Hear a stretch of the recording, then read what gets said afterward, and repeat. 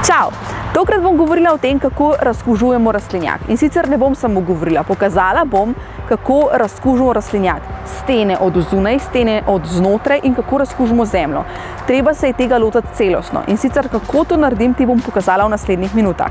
Najprej pa nekaj bistvenih informacij. Rastlinjak razkužujemo tam nekje do 15. novembra in sicer, ko so temperature nižje od 10 stopinj. Na ta način se bomo izognili tripsov, bele muhe, raznih teh ličink, ki so naredile že zdaj zalego in čakajo na ugodne temperature. Izognili se boste tudi voluharju in bramorju, ker pač ne bosta imela hrane in bosta šla drugam. Razkuževanje rastlinjaka se lahko lotite najprej zunaj ali pa najprej noter. V bistvu ni to pomembno. Jaz bom najprej pokazala, kako razkužujem oziroma čistam tele plahte oziroma stene rastlinjaka zunaj, potem bomo šli pa še na notranji del. In sicer najprej mehanično z metlo podrgnem vso to umazanijo in s curkom vode splaknem.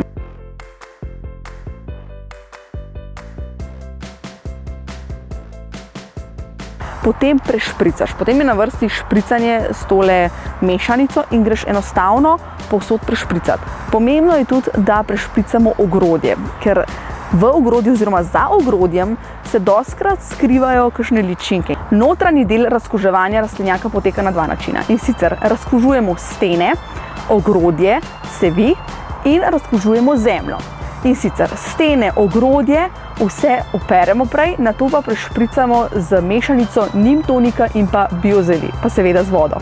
In sicer to je spet ta mešanica, ki smo jo prej uporabili. Fajn je, da imate kakšno takole šprico, ki jo imate še od prej, lahko je tudi od kakšnega detergenta konec koncev, samo da je dobro umprano. In noter naredite mešanico. In na ta način spet prešpricate ogrodje, stene in sicer zelo dobro. Ne pozabite prešpricati cevi.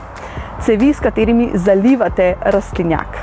Taki robovi so idealni, da se znotraj skrijejo ličinke.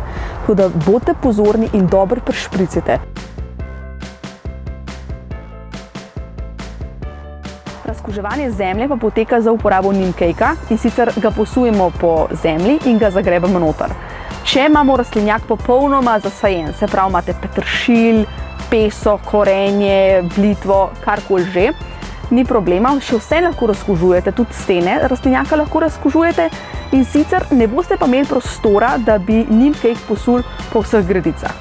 Jaz v bistvu tako rešujem, da tiste stvari oziroma zelenjavo, ki jo poberem ven, potem razkužim tisti del grede oziroma tisto gredo z neem cakeom pač takoj, ko to odstranim. Če pa tega ne, moram pa to naredim spomlad. Ni toliko učinkovito, kot je to jeseni, ker je pač jesen najboljša, ker gre vse v stanje mirovanja, ampak še vsem boljš, kot če ne razkužujemo. In sicer jaz razkužujem še z mešanico neem tonika in pa biozeli. In sicer to naredim tako, da prešpricam ne samo stene rastlinjaka, ampak prešpricam celoten prostor in naredim tako meglico. Na ta način razkužite tudi tisti, ki imate zasajen rastlinjak, kot ga imam jaz, ker pač ja. Fajn je, da je zasajen, da bomo imeli pozimi čim več zelenjave, a je res.